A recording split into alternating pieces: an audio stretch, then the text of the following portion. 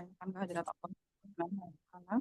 Allah Ar-Rabb yang begitu dekat dengan kita ya, yang semoga kita senantiasa bisa menghadirkan Allah, menghadirkan Rabb kita dalam seluruh episode kehidupan kita, karena memang tidak ada yang lebih dekat selain Allah sendiri ya dibandingkan siapapun di kehidupan kita. Salawat serta salam kita aturkan kepada Nabi Muhammad Shallallahu Alaihi Wasallam, kedua hasanah kita, teladan terbaik yang Allah turunkan untuk kemudian membuat manusia itu tidak tersesat di alam dunia ini dan bisa kembali pulang ya ke rumah keabadian di jannahnya. Amin ya rabbal alamin. Kita buka terlebih dahulu majelis pagi ini dengan sama-sama membaca Ummul Kitab serta salawat kepada Rasulullah Shallallahu Alaihi Wasallam.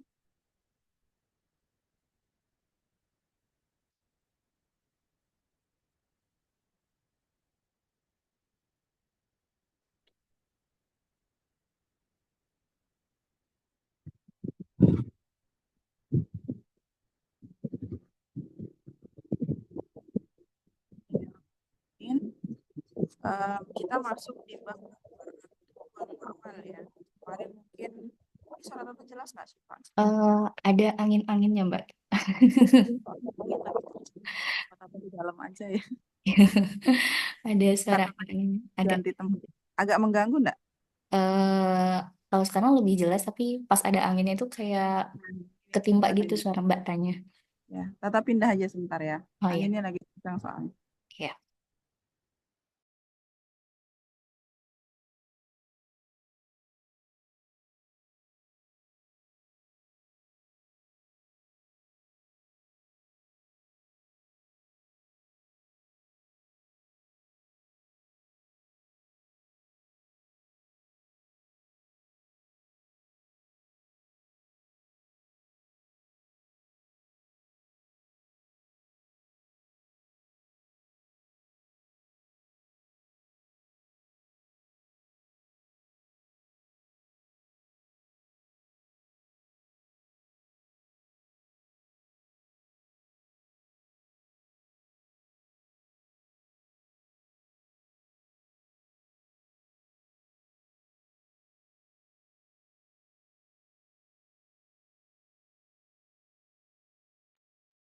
Ini aman ya? Insya Allah aman Mbak jelas. Kita ganti lokasi jadi indoor dulu. Ya, Bismillah. Kita masuk di bab Al-Mar'atu wal Amal ya. Mungkin pekan lalu sudah sempat kita singgung sedikit-sedikit ya. Kalau nggak salah kita lihat gambaran di paragraf pertama tentang bagaimana mu'alif kitab Syekh Muhammad Alwi Al-Maliki rahimahullahu ta'ala wasi'an menggambarkan bahwa ketika perempuan disandingkan dengan kata bekerja, maka seharusnya yang tergambar itu adalah wazifatul umumah, ya, aktivitas keibuan. Karena memang itulah hukum asal seorang perempuan, gitu ya, al-asfatil mar'ah, al-umarabatul bait, gitu kan. Yang kemudian banyak dilupakan saat ini, gitu ya, entah atas nama emansipasi wanita, kesetaraan gender, atau kemudian bahkan ya karena tuntutan perekonomian gitu, sehingga wazifatul umumah itu tidak lagi menjadi sesuatu yang didambakan, tidak lagi menjadi sesuatu yang kemudian dilaksanakan dengan optimal oleh para perempuan.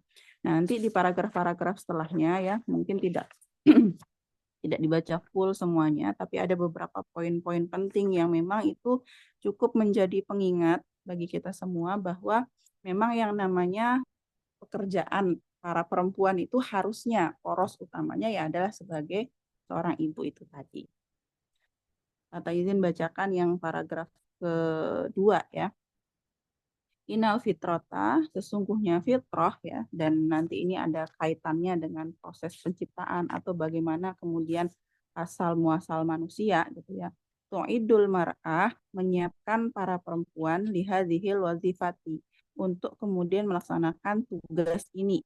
Munzu lahzatil ula, sejak detik-detik pertama, litakwiniha janinan fi batni ummiha, pada pembentukan janin ya, atau kemudian ketika dia terbentuk janin itu di dalam perut atau kandungan ibunya.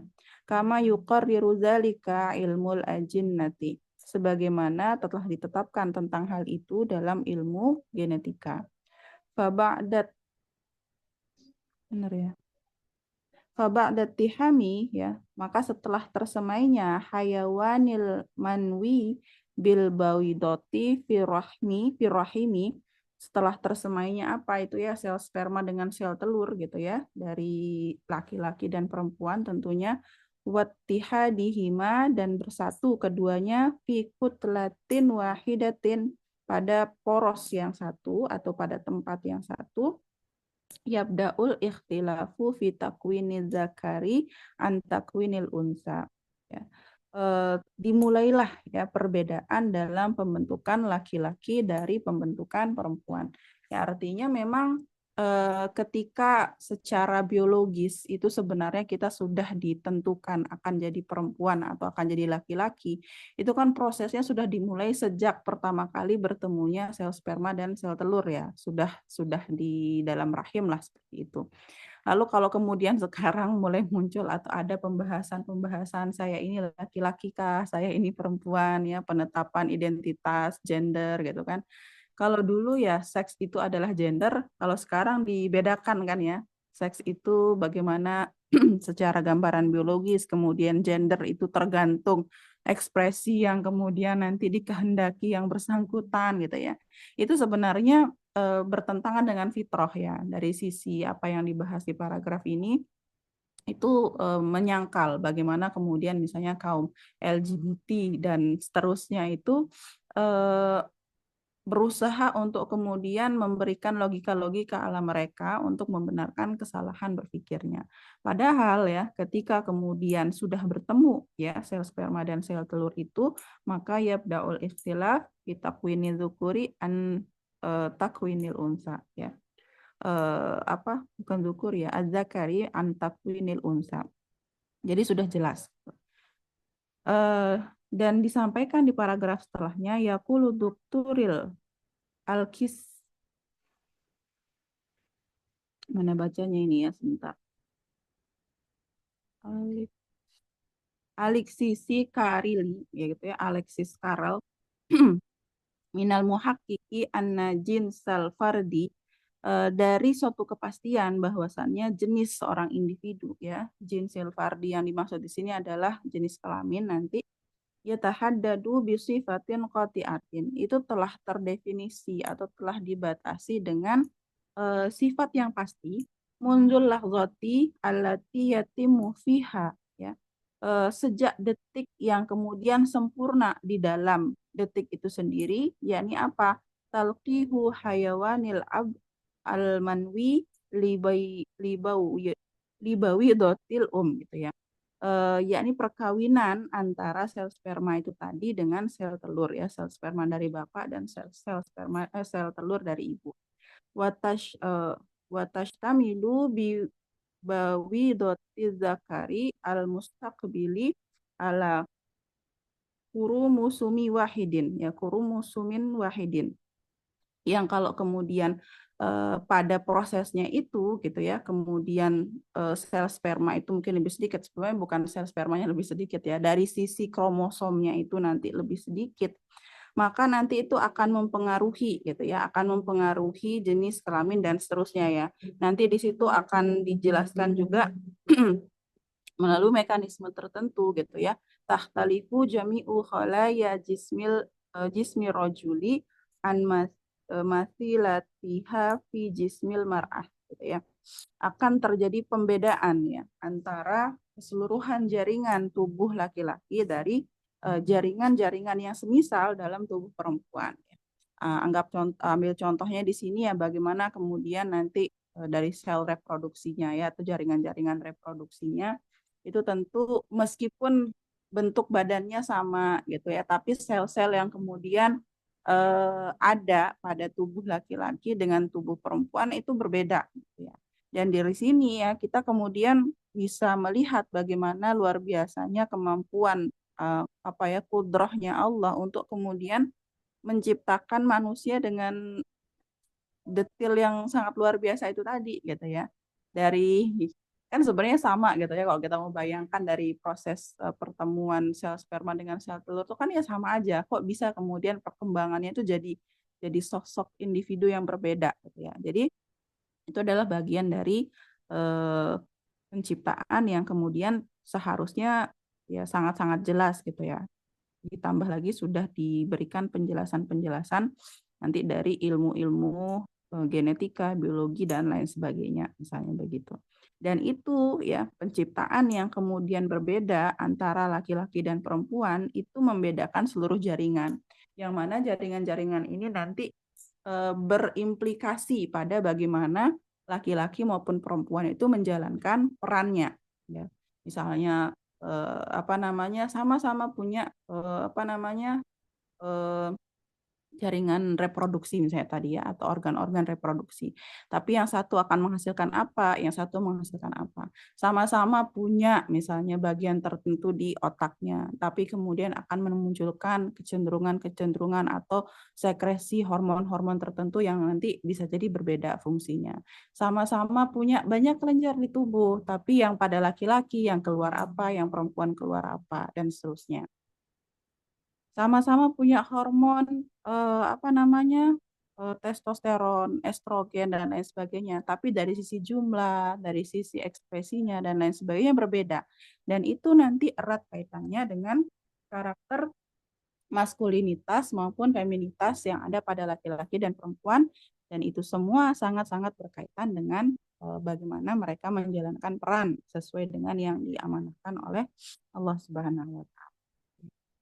Nah, di sini ya, kemudian disampaikan di paragraf berikutnya, walasnahuna dan tidaklah kita di sini amama khosisotin khofiyatin ada di hadapan kajian spesialistik yang tidak jelas likai nukthiro minal istishhadi alaiha agar kita kemudian memperbanyak bukti-bukti atas hal tersebut, atas pembahasan yang tadi itu maksudnya ya aspek pertemuan antara sel sperma dengan sel telur bi akwali ulama in nafsi wa ulama il insani dengan pendapat-pendapat dari pakar psikologi ataupun pakar biologi ya. Balhia akan tetapi hal ini zahiratun wadihatun ada sesuatu yang zahir dan wadih sesuatu yang nampak juga sangat-sangat jelas ya nampaknya itu sangat jelas fitarki bil mar'ati zahiri dalam susunan para perempuan secara zahirnya wa bunyanha al jasadi dan kemudian nampak juga pada sosoknya secara jasadi. Tashhadu lidikul lidhi ainin ya dan itu akan dapat dilihat oleh setiap orang yang punya mata. Nah, harusnya bisa dilihat oleh setiap orang yang punya mata gitu ya.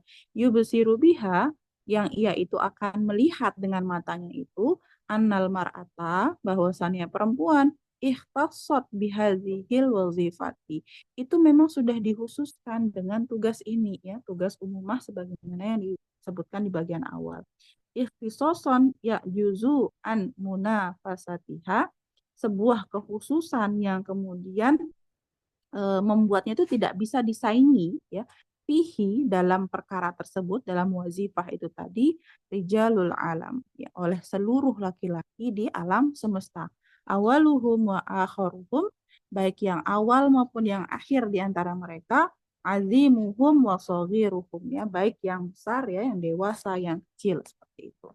Nah, jadi ditegaskan gitu ya penjelasan dari tadi apa yang disampaikan oleh Dr. Alexis Carrel itu gitu ya. Dia itu adalah ilmuwan ya, kalau tidak salah tuh pernah dapat hadiah Nobel gitu.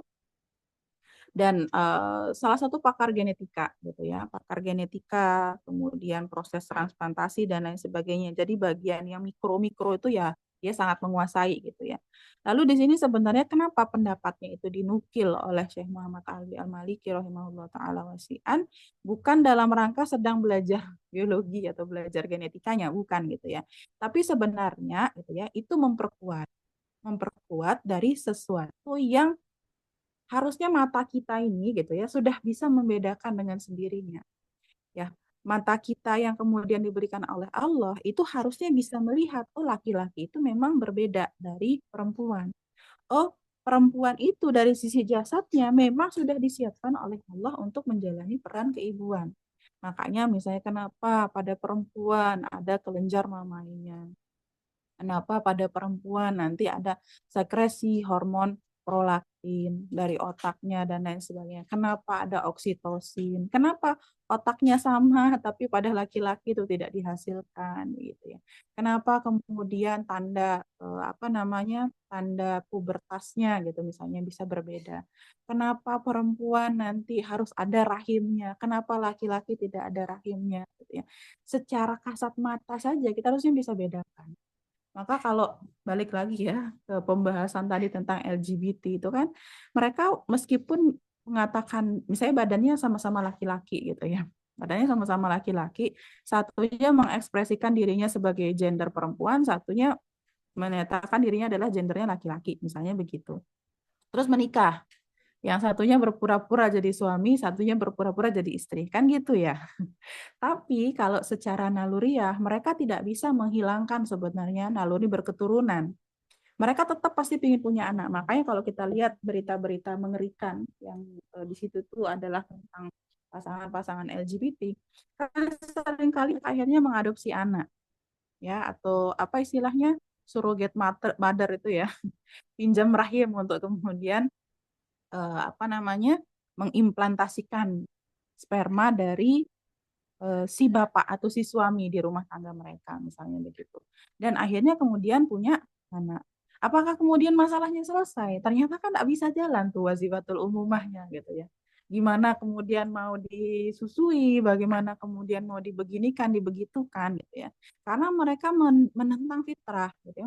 Mereka ini berusaha melawan apa yang sudah ditetapkan oleh Al-Khaliq Al-Alim yang sangat-sangat paham untuk menjalankan peran sebagai ibu bukan dengan ya pura-pura jadi ibu gitu ya, bukan kemudian yang penting bisa acting, yang penting punya karakter lemah lembut dan lain sebagainya. Dan disampaikan di sini ya bahwa annal mar'ata ikhtassat bihadzihil wazifah. Jadi benar-benar khusus itu hanya bagi perempuan ya, ketika dikatakan misalnya nanti ya pembahasan tentang hadonah. Oh, hadonah itu taklifnya ada pada perempuan. Kenapa sih harus perempuan? Ya, Allah tahu betul gitu. Yang bisa memang hanya perempuan. Syariat seputar wiladah ya, kemudian rodoah dan lain sebagainya. Kenapa harus di perempuan? Karena memang Allah sudah tetapkan begitu dan itu diberikan kespesialan dari sisi penciptaannya. Nah, termasuk salah satu ibroh yang bisa kita dapatkan dari paragraf ini ya, meskipun singkat nih, tapi waktu tatah mutolaah itu rasanya, ya Allah luar biasa banget gitu ya, Allah mengatur itu, bahwa fungsi seorang ibu ya, atau wazifatul umumah, itu tidak akan bisa digantikan oleh siapapun. Hatta itu oleh bapaknya sendiri. Ya. Sekarang ini kan lagi ngetren BRT itu ya, bapak rumah tangga. Ada beberapa konten creator yang kemudian menjadikan itu sebagai ininya mereka gitu ya, nilai jualnya mereka gitu ya. Mereka menjadi seorang bapak rumah tangga. Jadi yang kerja istrinya, tapi yang ngurus anak, ngurus rumah, masak dan lain sebagainya bapaknya. Apakah kemudian itu salah? Kita harus melihatnya dari dua sisi gitu ya. Kalau konteksnya suami membantu istri menjalankan tugas di ranah domestik, silahkan ya, itu adalah kebaikan dari seorang suami, bagian dari muasyarah bil ma'ruf. Tapi kalau sampai ada pertukaran peran seperti itu salah gitu ya. Itu salah karena memang tugas istrilah yang kemudian menjalankan tadi fungsi umumah. Atau misalnya kadang pada keluarga-keluarga yang broken ya, yang kemudian harus ada perceraian di rumah tangga itu, akhirnya kadang para bapak yang kemudian misalnya kalau sekarang tuh kan sering ada perebutan hak asuh dan lain sebagainya ya, akhirnya mungkin hak asuhnya jatuh ke bapaknya misalnya begitu. Akhirnya bapaknya ini menjalankan peran, ya jadi bapak iya, jadi ibu iya misalnya gitu. Nah ternyata ustadznya itu pernah menjelaskan ada pengkajian yang dilakukan oleh para ulama ketika seorang ibu dia menjalankan tugas ganda. Dia jadi ibu sekaligus juga jadi bapak.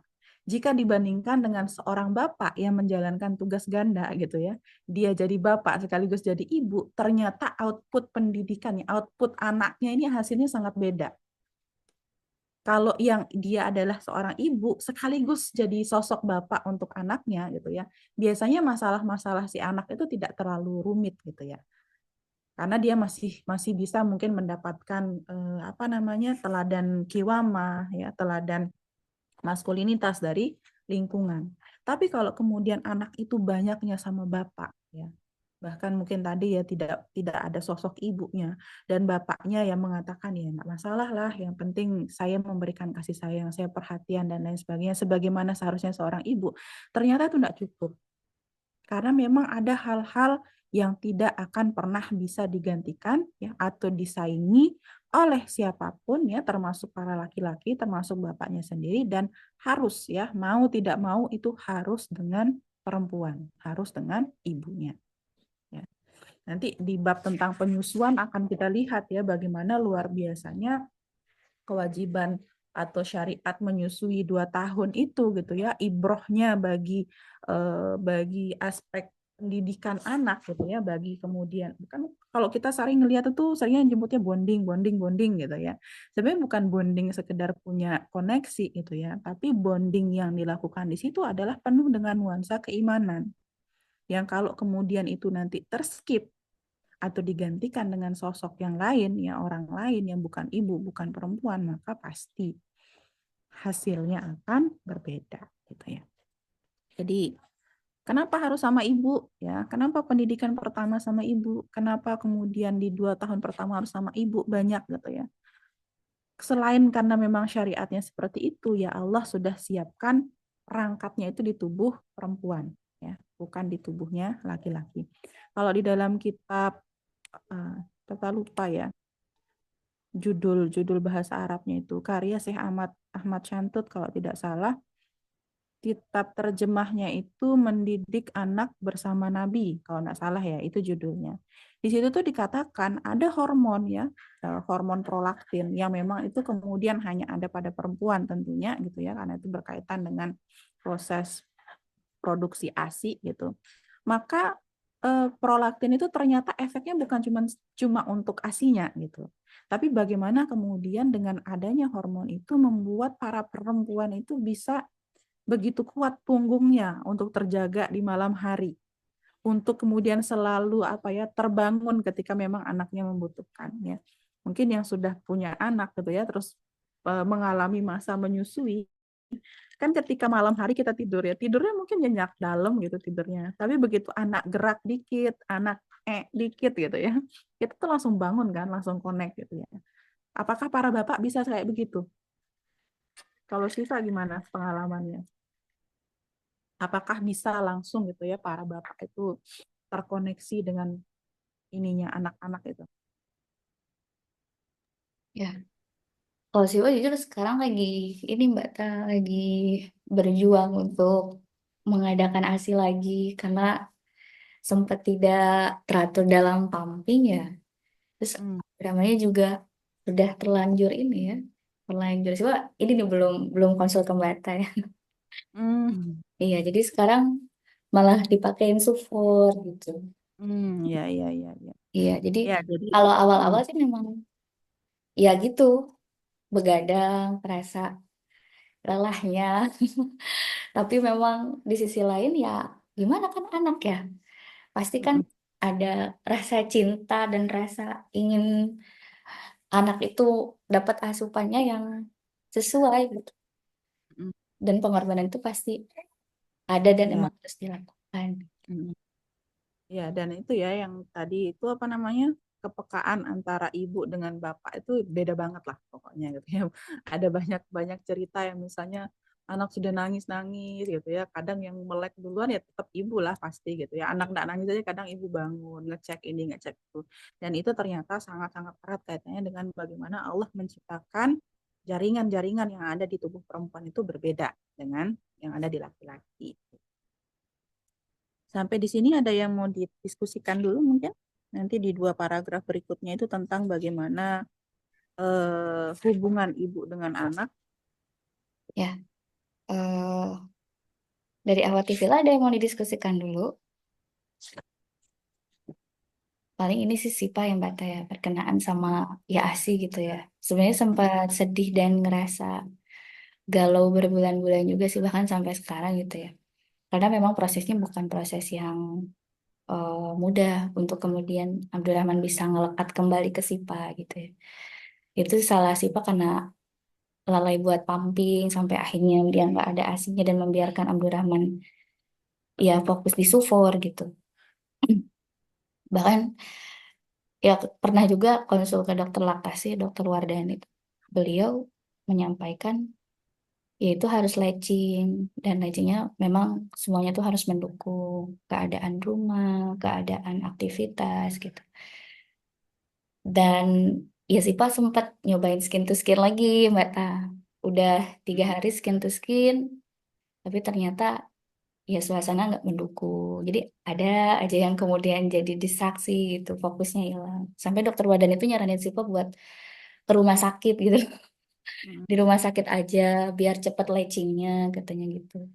Semua yang dikasih sama dokter Wadan itu hampir udah Sipa lakuin semua, termasuk coba bacain apa perdengarkan surat Ar-Rahman katanya biar ibu tenang. Jadi kan memang betul-betul perlu proses ya buat melekatkan kembali itu ternyata nggak mudah dan Abdurrahman memang diput Mbak Ta karena emang sudah terbiasa dengan endot gitu. mm, Kayak gitu. Nah itu paling jadi pelajaran buat teman-teman yang misalnya belum menyusui atau misalnya sedang mm, eh, hamil gitu berupaya menyusui. Betul bahwa menyusui itu perlu pendidikan bahkan sih Pak ngerasain yang namanya. Sifat tuh ya dari kalau Kak Anti ngelihat ngelihat Kak Anti belajar tuh pasti sifat tertarik buat ngikutin apa yang Kak Anti ikutin gitu. Termasuk kayak yang kelas menyusui yang sama dokter Ernina waktu itu kan sih pas posisinya masih single ya Bata. Jadi belum mm, belum ada kepikiran buat menikah juga. Kayak oh kayaknya mudah ya dulu. Tapi ternyata pas pada prakteknya, Masya Allah tabaraka Rahman gitu ya. Semuanya perlu perjuangan gitu. Paling itu sih Mbak Ta. Jadi mungkin nanti ada bab doa ya Mbak Ta ya. Ada Ya. beberapa bab Iya. lagi kalau tidak Di salah. sisi lain Sipa optimis. Allah tuh ngasih Sipa semua perangkat ini pasti Sipa bisa buat nyusuin lagi gitu. Mm, mm, Gak mungkin gak bisa karena ya teman-teman yang lain pun yang tadinya nggak punya anak kemudian dia dalam hal menolong aja mereka ternyata bisa menyusuin sih Pak lihat ini postingan dari teman Bumil tuh yang polisi Zimbabwe nolong anak kecil dari reruntuhan bangunan gitu ya dan dia sambil menyusui artinya kan ya bisa bahkan kan kalau nggak salah Ummu Salamah ya Mbak Taya Ummu mm, Salamah pun menyusui salah satu anak eh, anak bukan anak kandung Nabi gitu ya kalau nggak salah siapa ya ada di ini di buku ibunda para ulama gitu sih Pak pernah baca beliau pun ya akhirnya bisa menyusui jadi sih Pak ya yakin dengan hal itu tapi ya Allah memang ikhtiarnya luar biasa sekali gitu ya itu sih Mbak Teh sih Pak sekedar sharing mungkin dari Mbak Teh juga ada masukan biar si Pak nggak nyerah biar si Pak nggak ngerasa down gitu kadang mm, ya gitu Mbak Teh di sisi lain si Pak udah optimis tapi ada hal lain yang kemudian membuat si Pak down lagi down lagi gitu. mm. Ya, itu sebenarnya ini ya, kalau kita kaitkan dengan yang dibahas di bab ini kan, ya walaupun judul besarnya adalah almaratu wal amal, ternyata amal yang dibahas di sini ini kan adalah amal sebagai ibu ya. Nanti kalau amal di ranah publik itu mungkin akan lebih banyak di bagian-bagian akhir bab ini plus di bab setelahnya. Nah, eh, yang harus selalu kita ingat sebagaimana yang tadi sudah dijelaskan juga oleh alif kitab itu ya bahwa ketika Allah mengamanahkan wazifatul umumah itu kepada kita semua gitu ya entah kita sudah jalani atau belum kita jalani tapi pasti akan ada masanya kita akan menjalani itu gitu. Maka Allah itu sudah menyiapkan perangkat ya perangkat pertamanya adalah dengan tubuh kita ini badan kita yang memang didesain oleh Allah secara khusus, secara spesial untuk menjalankan peran itu, termasuk peran penyusuan atau doa gitu ya. Kemudian perangkat yang kedua yang disiapkan ya, jadi memang bukan itu satu-satunya gitu ya. Perangkat yang kedua itu tentu adalah bagaimana Allah menyediakan Al-Quran ya, As-Sunnah yang kemudian nanti dari situ kita akan mengkaji, menggali ya hukum-hukum yang berkaitan dengan keperempuanan gitu ya atau nanti lebih spesifiknya adalah tentang hubungan kita sebagai apa peran kita sebagai ibu gitu ya. Kan ada tuh salah satu kitab fikih ibu itu ya. Fikih ibu tuh membahas segala sesuatu tentang ibu dari A sampai Z gitu ya. Dan itu tentunya digali dari Al-Quran dan As-Sunnah. Dan yang ketiga gitu ya, perangkat yang itu juga berasal dari Allah gitu ya, adalah bahwa kemudian Allah hadirkan ya para ulama, baik itu kemudian ulama dari sisi ilmu ya sakofah Islam gitu ya, atau juga kemudian ilmu-ilmu ya kalau orang bilang tuh kan ada ilmu ilmu langit, ilmu dunia misalnya ya, walaupun kayaknya kurang tepat juga gitu ya. Tapi kemudian pakar-pakar yang kemudian bisa mendalami hal-hal itu sehingga dapat membantu kita mengoptimalkan perangkat-perangkat yang sudah dikasih sama Allah tadi gitu ya. Jadi kalau Tata ingat ya, ketika Tata mengikuti beberapa eh, apa namanya forum atau kelas putar menyusui itu disampaikan semua ibu itu seharusnya bisa menyusui ya semua perempuan harusnya bisa menyusui, tapi yang kemudian nanti menentukan dia akhirnya sukses atau tidak memang kembali kepada dirinya, kemudian lingkungannya dan lain sebagainya ya. Ya mungkin nanti kita bisa diskusi lebih lanjut lah ya Syifa bagaimana kondisi kondisi Syifa sendiri. Tapi bahwa selama kita masih perempuan, gitu ya, selama kita masih perempuan, kita masih bisa menyusui. Bahkan kalau dari sisi keilmuan terkini saja, gitu ya, perempuan-perempuan yang belum pernah menyusui itu bisa menyusui, gitu ya. Ada namanya proses induksi laktasi. Jadi dilakukanlah eh, tindakan-tindakan tertentu atau kemudian pemberian obat-obat tertentu sehingga si perempuan ini gitu ya yang kemudian dia sebenarnya belum pernah menyusui sama sekali bisa memproduksi ASI. Kenapa? Karena perangkatnya sudah dikasih sama Allah, ya tinggal diinduksi, tinggal dipancing kayak begitu. Atau seorang ibu yang kemudian dia pernah menyusui tapi kemudian stop, ya kemudian tidak ada produksi ASI lagi, bisa diberikan tindakan relaksasi, dibuat dia bisa menyusui kembali. Nanti kalau dalam konteks yang sifat ceritakan tadi ya nanti masuknya ke relaksasi itu ya bagaimana agar kemudian bisa menyusui lagi. Prosesnya sebenarnya pada sebagian orang bisa jadi terlihat sangat mudah. Pada sebagian lain bisa jadi struggle-nya beda gitu kan ya. Tergantung pada banyak hal lah kayak gitu. Tapi sebenarnya modalnya sama. Modalnya sama dikasih sama Allah, tinggal kembali ke kitanya. Dan eh, kalau teori-teori menyusui itu kan sering dibahasnya begini ya. Ibu menyusui itu harus bahagia, ibu menyusui itu harus harus apa ya selalu dalam keadaan less stress gitu ya, nggak boleh puyeng, nggak boleh banyak pikiran, nggak boleh sedih dan lain sebagainya gitu ya. Terus gimana dong gitu ya? Kan kalau kita menyusui sakit kan sedih juga gitu kan ya. Kalau kita menyusui terus mungkin tidak lancar ya sedih juga. Gimana masa tidak boleh sedih sama sekali gitu kan ya.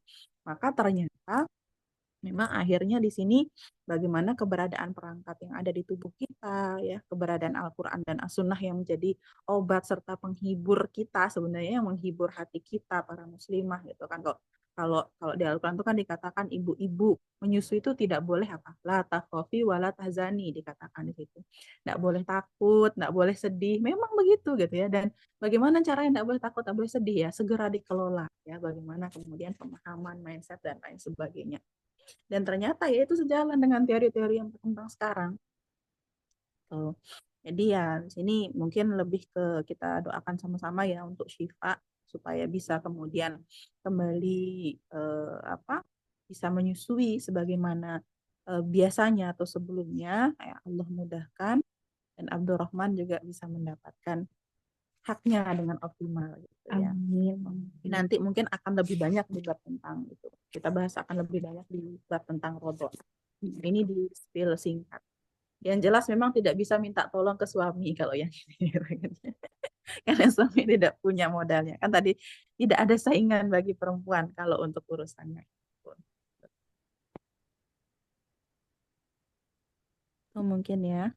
Ya, Ada lagi dari yang ya, lain? jazakallah khairan katsiran Mbak Ta dan akhwat semua.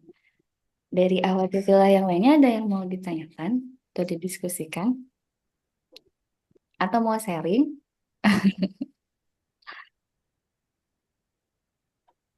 Ada?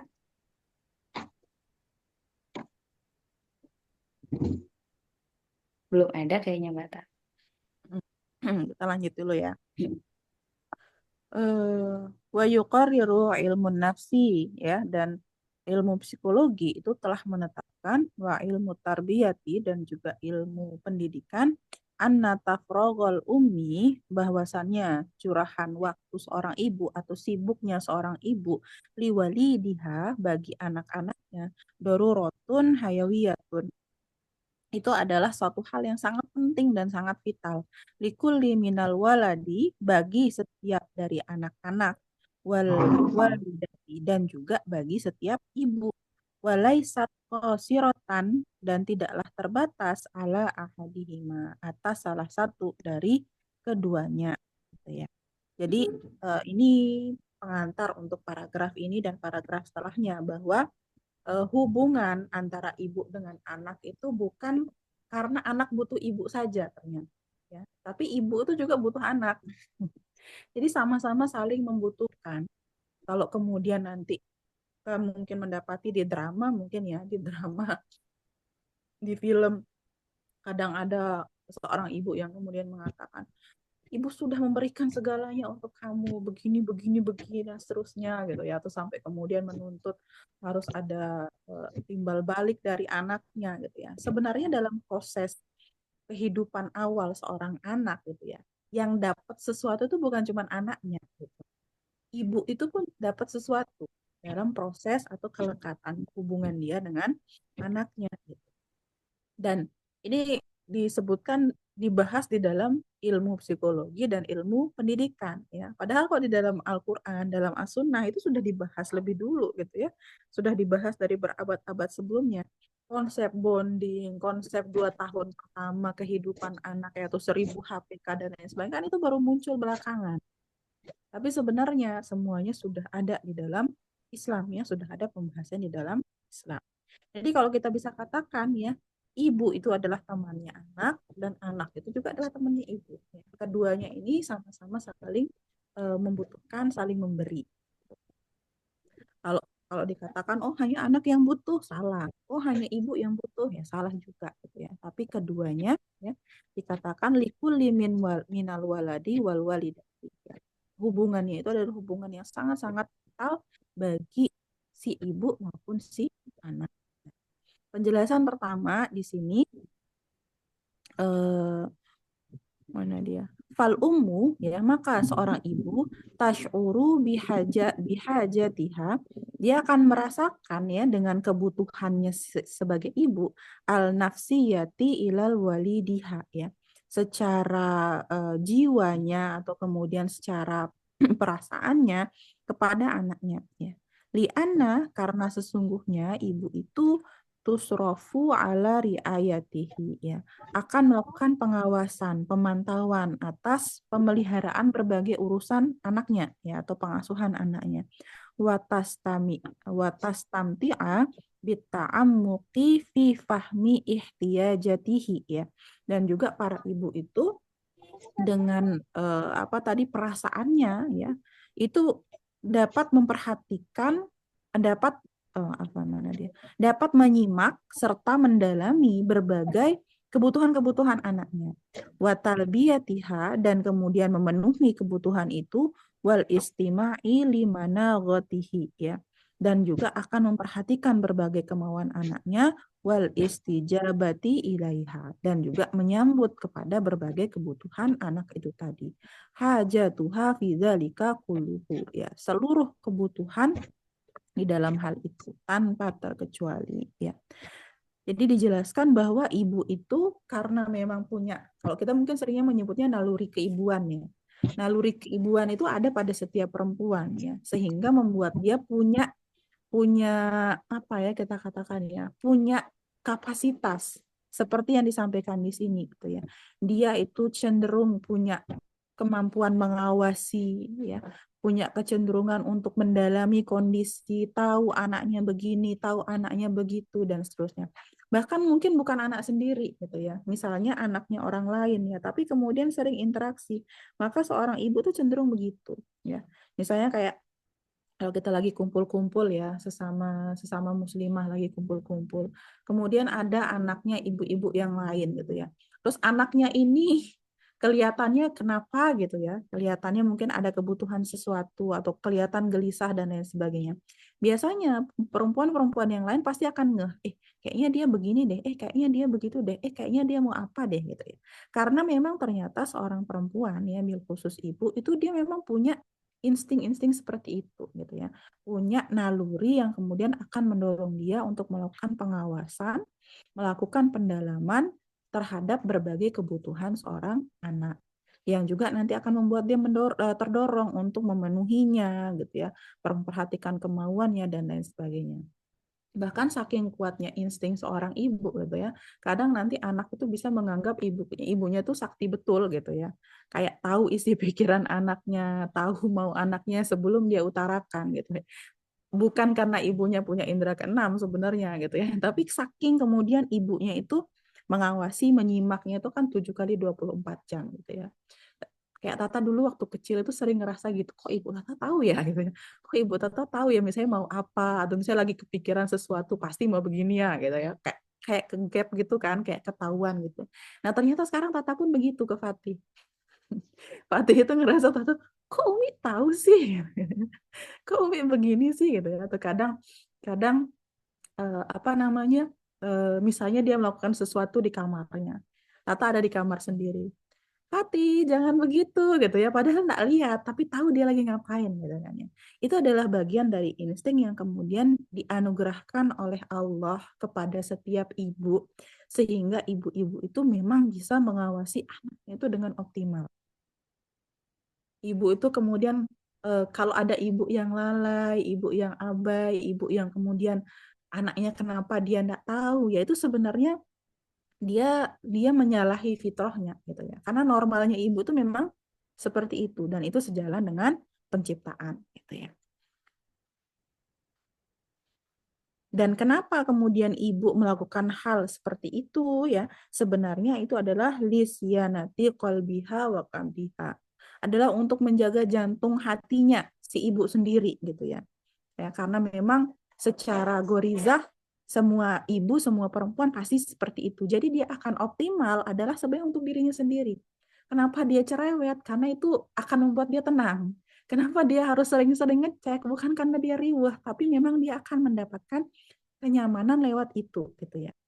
Wahal fil kaun ya, dan bagaimana di dunia saat ini umun seorang ibu la yankhali'u qalbuha watattarabu litarki walidiha kulla godatin tadhabu ila amaliha. Bagaimana bisa ada seorang ibu yang kemudian tidak bergetar, berdebar jantungnya, atau kemudian ia merasa terguncang ketika dia harus meninggalkan anaknya setiap pagi untuk pergi bekerja. Ini renungan yang pertama yang diajak kita muhasabah lah ya oleh mu'alif kita. Wahal fihi, dan bagaimana bisa ya imra'atun seorang perempuan la tatamanna annaha tidaklah ia mendambakan bahwasannya ia lam tatawarratu fil amalil alladzi kallafaha hadhil masyaqqati al murahiqati, bahwasannya dia tuh apa namanya tidak terperosok dalam pekerjaan yang kemudian akan menambah beban-bebannya, memberikan kepayahan serta rasa lelah. Nah, jadi di sini sebenarnya kita diajak mikir gitu ya oleh mualif kitab. Tidak sampai membahas pada hukum bekerja gitu ya. Karena nanti mungkin itu ada di paragraf A di bab setelahnya ya. Meskipun juga bukan hukumnya sih sebenarnya, tapi bagaimana kita membuat pertimbangan-pertimbangan ketika bekerja. Karena hukum bekerja bagi perempuan itu pun akan tetap mubah ya selama-lamanya gitu ya. Tapi harusnya menjadi renungan bagi para perempuan, bagi para ibu, kalau kemudian dia itu sebegitu butuhnya interaksi dengan anaknya ya, kayak tadi itu ya. Dia merhatiin, dia cerewet, dia ngurusin anaknya. Sebenarnya tuh dia yang butuh. Dia butuh untuk menyalurkan nalurinya itu tadi gitu ya. Sehingga kan namanya kalau naluri tidak disalurkan, ya insya Allah kita sama-sama paham ya, akan terjadi kegalauan dan lain sebagainya.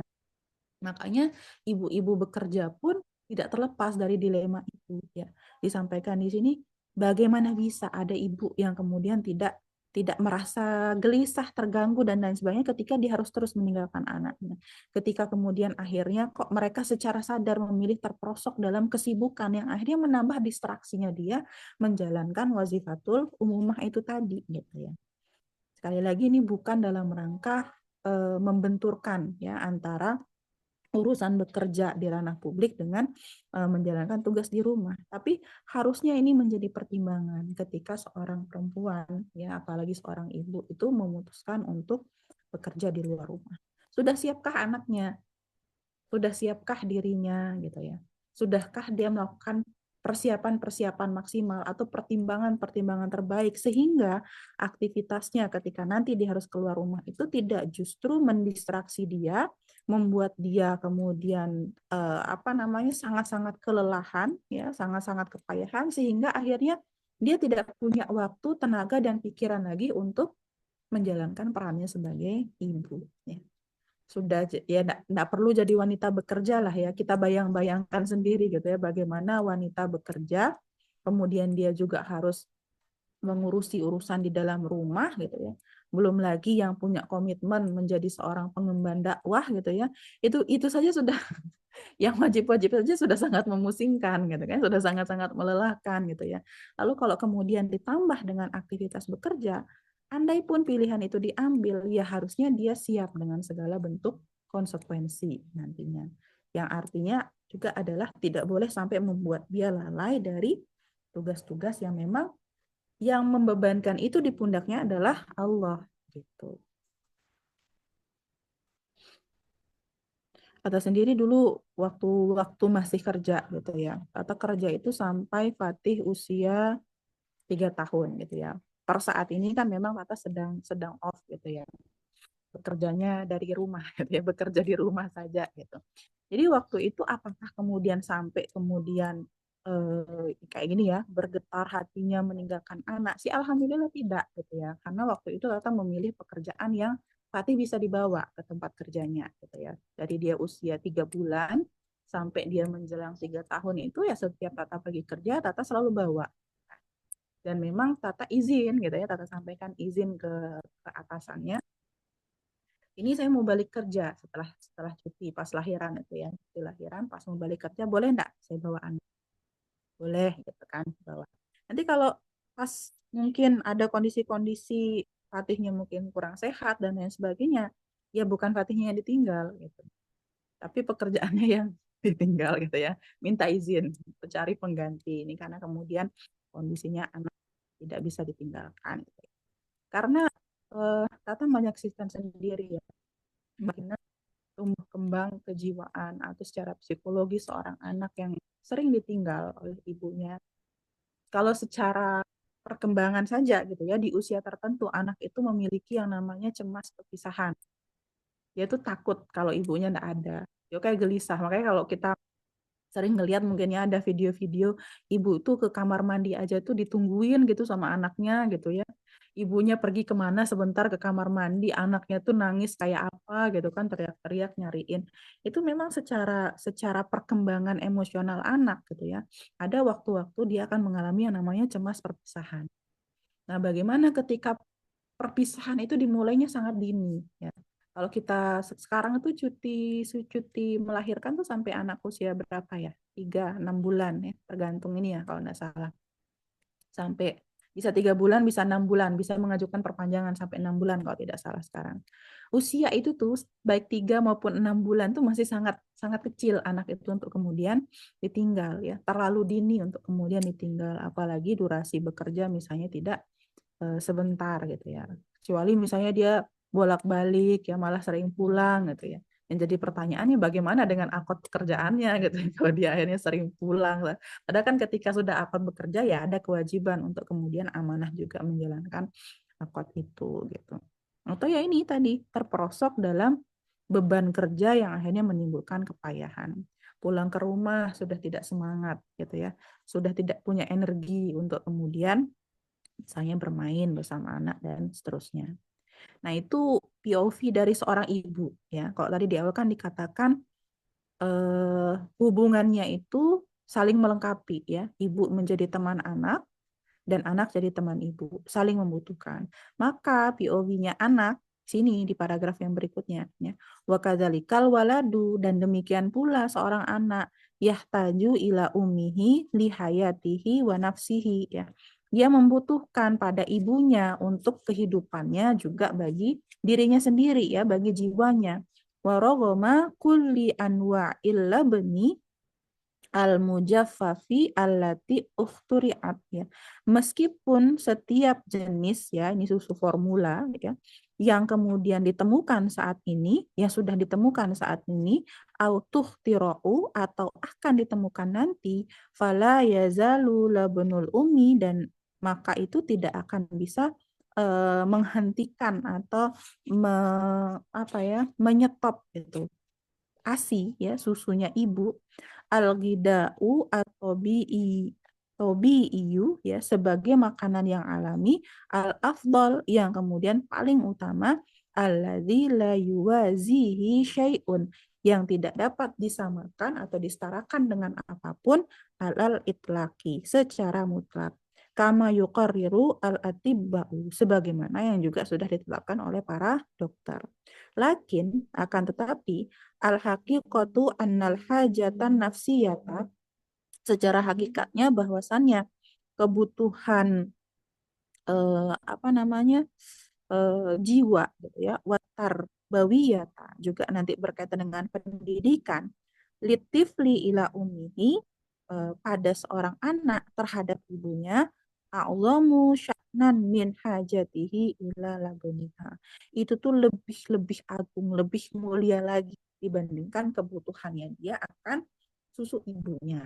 Nah ini apa namanya POV dari seorang anak. Anak itu memang butuh ibunya gitu ya. Kalau kemudian kita bahas dari proses kehamilan gitu ya, bagaimana anak tergantung dalam rahim. Makannya itu tergantung apa yang dimakan ibunya gitu ya. Ibunya makan ini ya dia dapat ikut nyicip itu gitu kan ya dari plasenta. Begitu juga ketika dia baru lahir, ketika dia masih menyusui atau setidaknya di 6 bulan pertama ya. Benar-benar dia itu bergantung dengan ibunya kualitas ASI dan lain sebagainya gitu. Tapi gitu ya, sekarang gitu ya kayak yang kita bisa lihat di mana-mana ya, banyak iklan susu formula gitu ya, banyak iklan susu formula yang kemudian digadang-gadang gitu ya. Akan bisa begini, akan bisa begitu, anak nanti jadi pinter dan lain sebagainya. Ya ini terlepas dari memang ada kondisi-kondisi susu formula itu bisa jadi dibutuhkan ya. Dan catatannya memang susu formula itu seharusnya hanya diberikan kepada anak ketika ada indikasi medis alias diresepkan oleh dokter. Ya, jadi bukan kemudian diberikan semaunya orang tua, harusnya seperti itu. Nah, fakta bahwa sekarang ini secara teknologi susu formula itu sudah mengandung banyak zat gizi ya. Ada yang dikasih ini, dikasih itu ya, sampai orang tua itu juga mungkin bingung ya, mau pilih yang kandungan DHA-nya sekian, yang kandungan ininya sekian gitu ya. Yang bisa menambah kecerdasan, menambah tinggi badan, mau yang rasa apa dan lain sebagainya ya.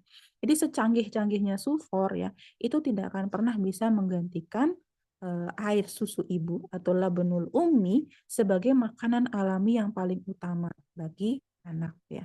Bahkan ya memang kalau secara medis ya penjelasannya selalu seperti itu. Kalau kalau kita belajar tentang kode etik seputar ini ya, kode etik seputar apa namanya susu formula gitu ya.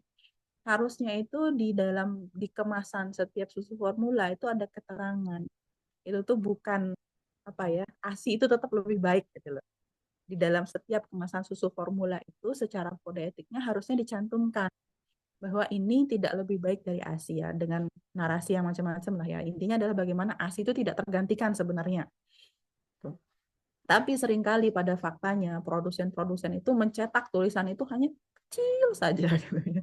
Sedikit aja yang dicantumin di kotaknya itu kalau tidak dicari dengan teliti itu tidak ketemu gitu ya.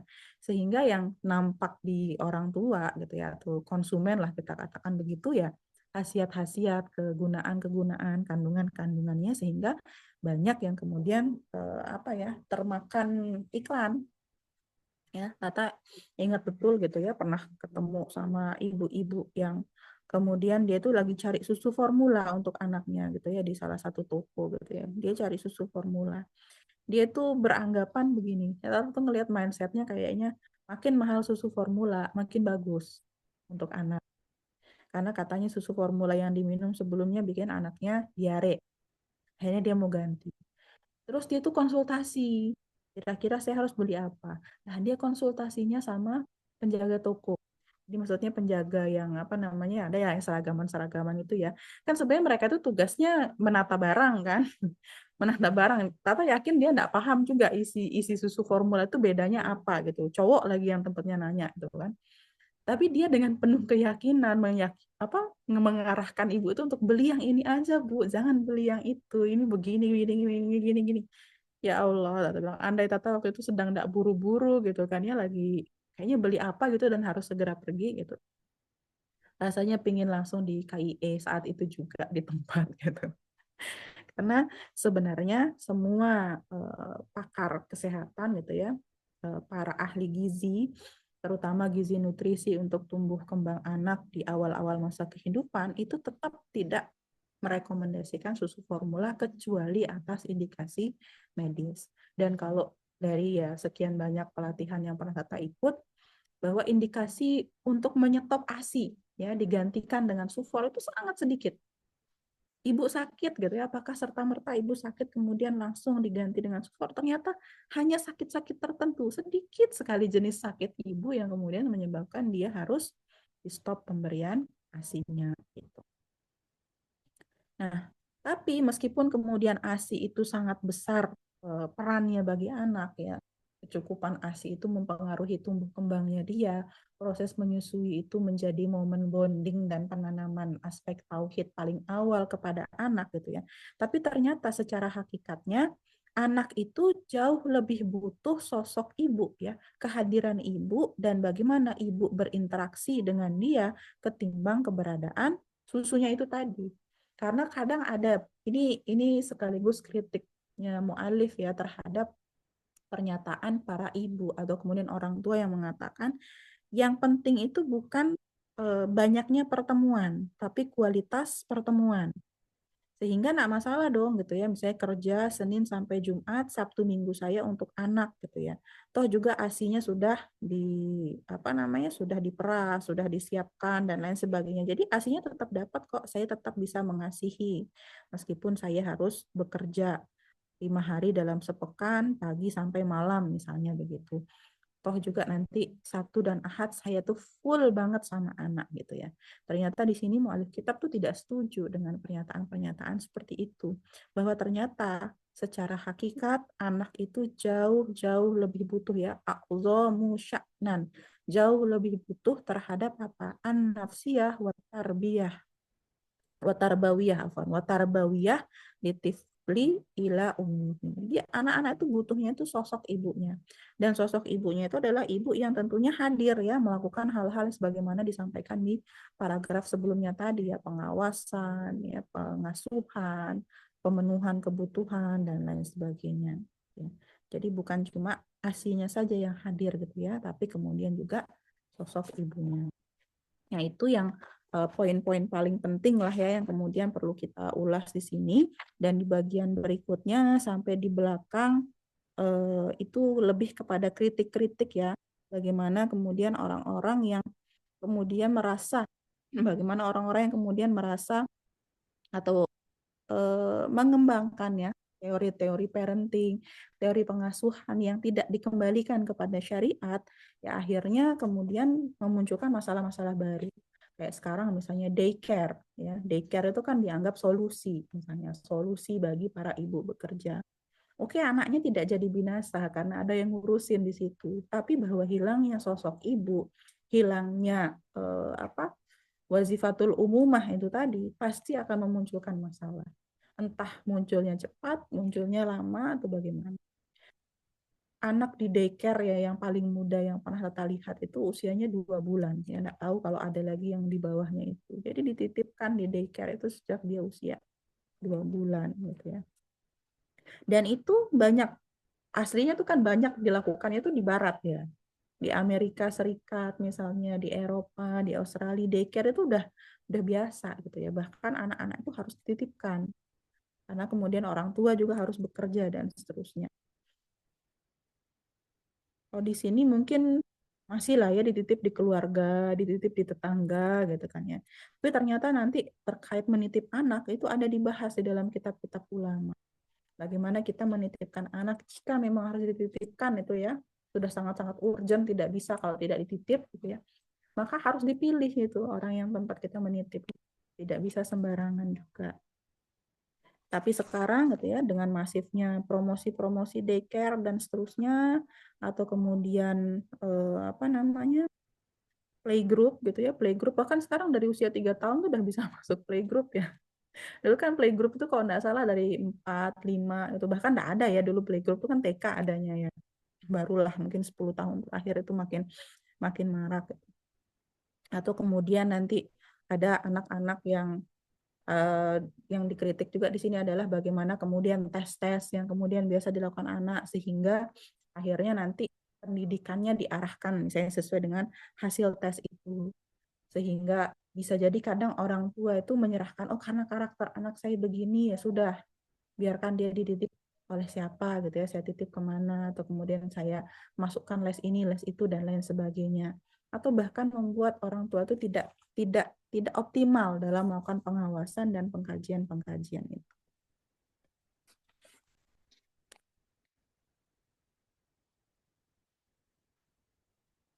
Nah terakhir ya ini ya kalau kita bisa katakan pengantar untuk pembahasan berikutnya. Inna khurujal mar'ah ya sesungguhnya keluarnya para perempuan minal baiti dari rumah yakni ihmalin nasya'i itu adalah menelantarkan pertumbuhan generasi ya. Wa hadza yuhaddidul ajyal al-qadimah bi fasadit tarbiyati ya. Dan itu akan mengancam ya apa namanya generasi yang berikutnya dengan kerusakan-kerusakan pendidikan yang terjadi. Wahirmanil ummati dan juga akan terhalangnya umat minal mawazini solihi dari adanya apa ya karakter masyarakat yang kemudian solih al mawazin alladzi yasluhu lil amali litashghilil mawsani yang kemudian karakter masyarakatnya itu individu-individunya atau penduduknya itu memiliki kecakapan ya kecakapan untuk sibuk dalam sektor industri misalnya al mawazin alladzi yuhsinu tafkiri wal ikhtira'i yang nanti pekerjaan-pekerjaannya itu juga akan membaikkan pemikiran juga kemudian dalam inovasi-inovasi gitu ya. Al-mawazin alladzi ya'ishu li ummati li sya'bihi wa waznihi. Juga pekerjaan gitu ya, apa namanya atau aktivitas yang dia itu hidup untuk membaktikan dirinya bagi ya masyarakat dan negerinya, bangsa dan negerinya. Jadi kalau kita bicara dalam konteks yang lebih besar dan ini dikaitkan dengan pembahasan di eh, 2 bab sebelumnya ya kalau tidak salah itu kan peran ibu sangat besar dalam pendidikan. Kalau kemudian ibu itu bekerja, gola batuzon akan kurang optimal juga ya. Apalagi jenis bekerja sekarang itu bisa jadi sangat-sangat menyibukkan dan menyita perhatian seperti yang disebutkan tadi. Maka kalau kemudian semua perempuan itu keluar untuk bekerja, maka itu bisa berujung pada ihmalin nasya'i ya. Terlantarnya pertumbuhan generasi yang nanti implikasinya bisa sampai membuat negara itu menjadi lemah peradaban itu menjadi lemah. Tidak ada orang-orang yang kemudian punya kapasitas membangun peradaban di negeri itu.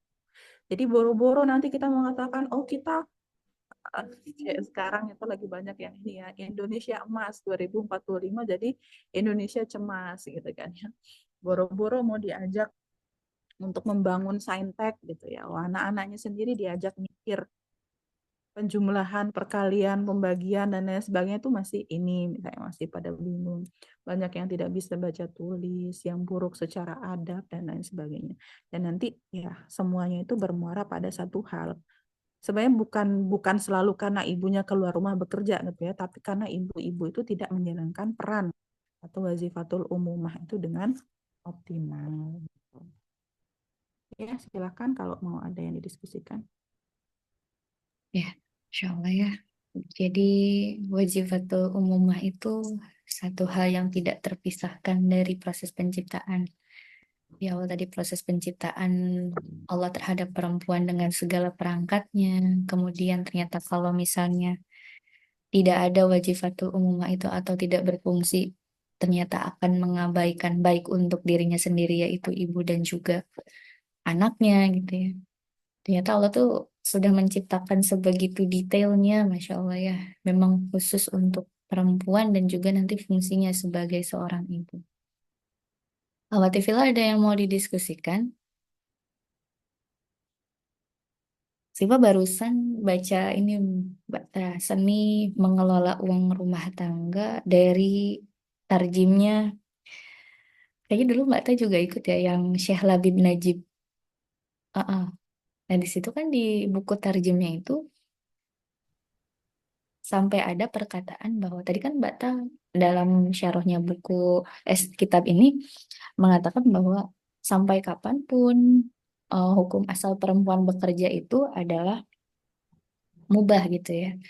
Tapi di situ ada statement Mbak Ta di buku yang Siva baca itu ada perkara-perkara yang membuat pekerjaan itu bahkan wajib untuk keluar wajib bagi wanita itu untuk bekerja gitu ya. Coba sampai menelisik apa ini ya. Memang dalam dalam yang kita pahami atau misalnya kalau kita sandingkan dengan nizam istimai ataupun yang misalnya Mbak Tata Bani gitu ya.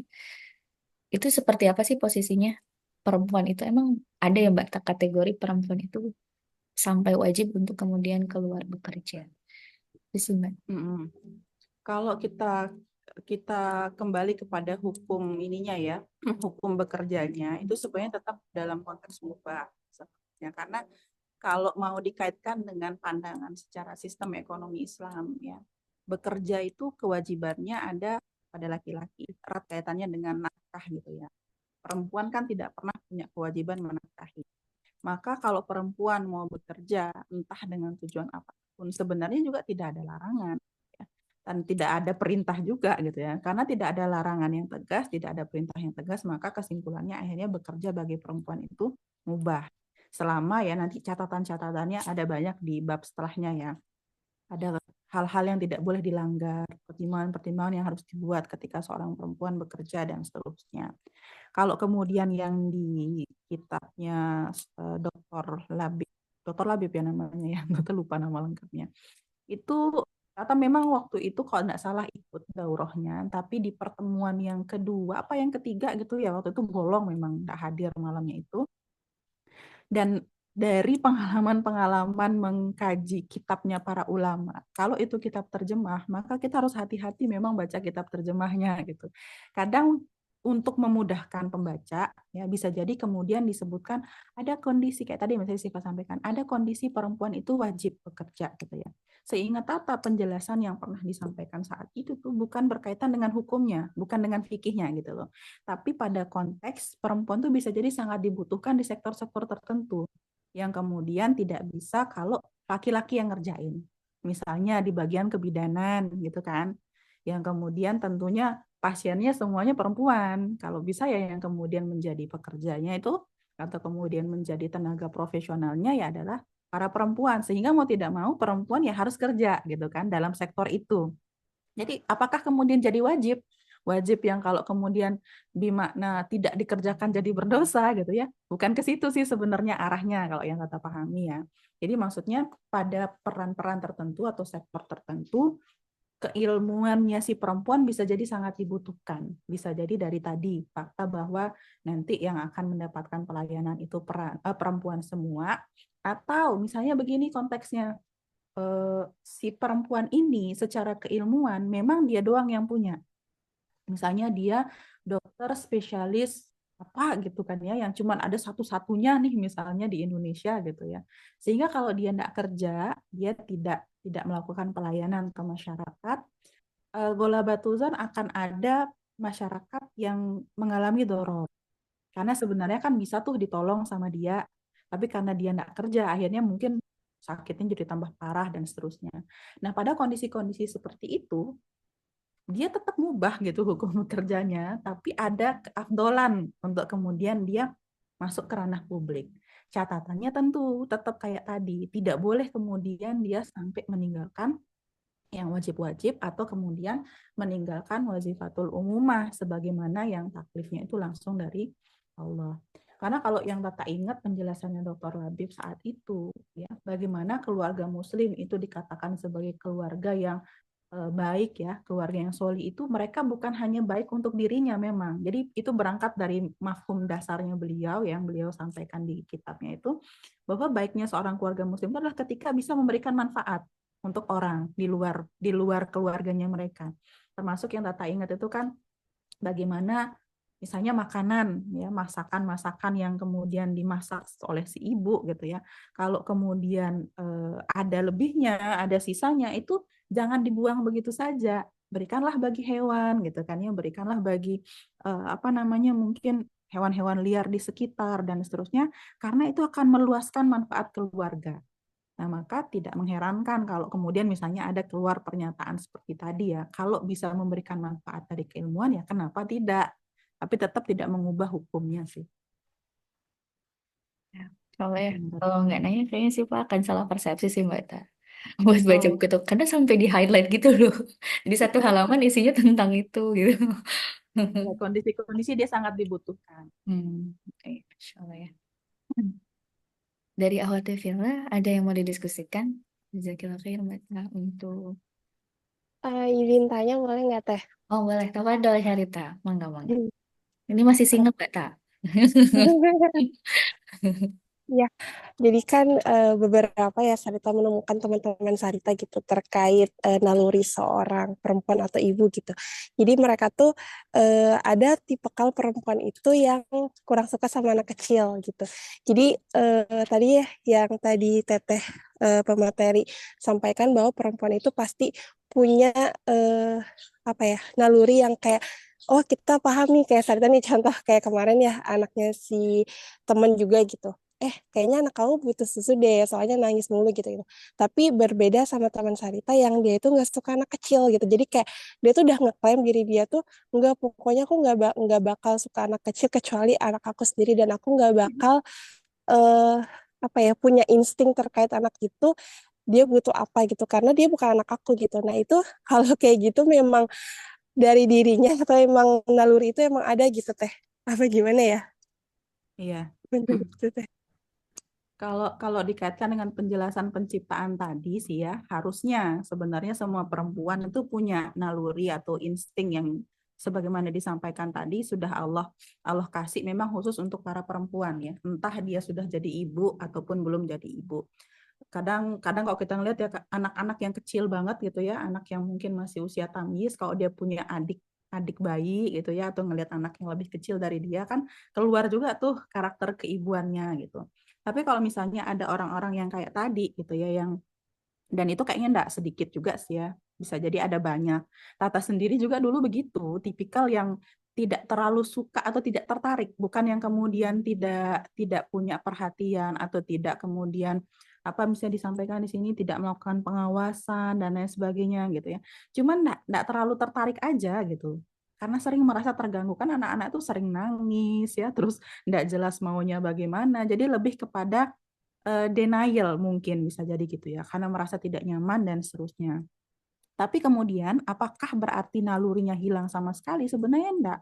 Cuman dia berusaha meredam naluri itu, dialihkan, kemudian bisa jadi ya dia tadi ya dia cuek dengan hal itu, dia berusaha untuk tidak dipusingkan dengan hal itu sehingga akhirnya lambat laun itu mewarnai karakternya dia gitu ya. Jadi kan pola pikir itu pasti mempengaruhi pola sikap ya, dengan pola pikirnya dia misalnya ngerasa, anak-anak itu nyebelin, anak-anak itu riweh dan lain sebagainya. Ya. Secara tidak sadar dia tuh sedang memasukkan maklumat-maklumat pada dirinya yang mempengaruhi bagaimana dia menyikapi anak-anak.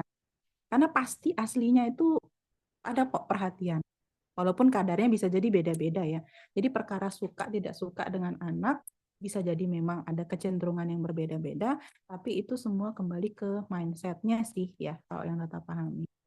Nah, kalau kalau pengalaman pribadi begitu sejak sejak punya anak sendiri gitu ya. Jadi lebih bisa perhatian ke anak orang. Walaupun ya enggak sama juga care-nya dan lain sebagainya gitu.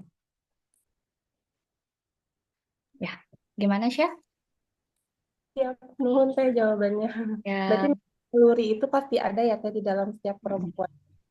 Pasti ada. Mm-mm. Cuman kan pengelolaan nalurinya tuh beda-beda ya di tiap orang. Ada yang dia menikmati itu, ada yang lari dari naluri itu gitu. Nuhun teh jawabannya. Mm. ya, jazakallah khair Mbak Ta dan juga Syah untuk pertanyaan dan jawabannya, Masya Allah ya. Jadi emang semuanya sudah seperangkat, cuman mungkin kalau belum punya anak langsung kadang representasinya berbeda-beda. Ada yang dia suka banget gitu ya, ada yang Mm. dia baru keluar setelah menjadi ibu. Si pun tipikalnya sama dengan Mbak tadi, biasa aja gitu kalau ngelihat anak kecil, tapi setelah punya anak, kalau ke anak kecil kayak ngelihat anak sendiri gitu ya. Iya, Insya Allah ya. butuh trigger ya ternyata kita ini untuk membangkitkan naluri yang teredam. Insya Allah ya. Ya, dari Awati ada yang mau didiskusikan lagi? Atau ada yang mau sharing? Menambahkan? Insya Allah. Ya, kalau tidak ada, mau dicukupkan atau diteruskan, Mbak? Masih ada 7. Dicukupkan mungkin ya. Nanti kita langsung lanjut di bab yang baru. Semoga pekan depan bisa ketemu Ya, lagi. ya. Alhamdulillahirrahmanirrahim. Jazakillah khairan kasir, Mbak Ta, untuk waktunya dalam bermajlis ini. Mudah-mudahan ilmu Mbak Ta semakin berkah dengan berbagi kepada kita. Dan doakan kami yang ada di sini, mudah-mudahan kami mampu untuk senantiasa menjalankan wazifatul umumah kami itu sebagai seorang ibu bagi anak-anak kami. Ya, jazakumullah khairan kasiran untuk akhwati fillah yang sudah hadir di majelis pagi ini. Mudah-mudahan Allah senantiasa istiqomahkan kita, dan mudah-mudahan ini menjadi pembuka aktivitas kita untuk semakin diberkahi oleh Allah Subhanahu wa Ta'ala. Mungkin tanpa berpanjang kalam lagi, Sipa izin tutup. Mari sama kita tutup majelis hari ini dengan membaca hamdalah, alhamdulillahirabbil alamin, dan doa kafaratul majlis. Subhanaka Allahumma wa bihamdika asyhadu an la ilaha illa anta astaghfiruka wa atubu ilaik. Assalamualaikum warahmatullahi wabarakatuh. Jazakumullah Waalaikumsalam warahmatullahi khairan. wabarakatuh. Jazakillah khair, Teh Renta sama Teh Kipa. Ya, Iya, amin. benar. Ya.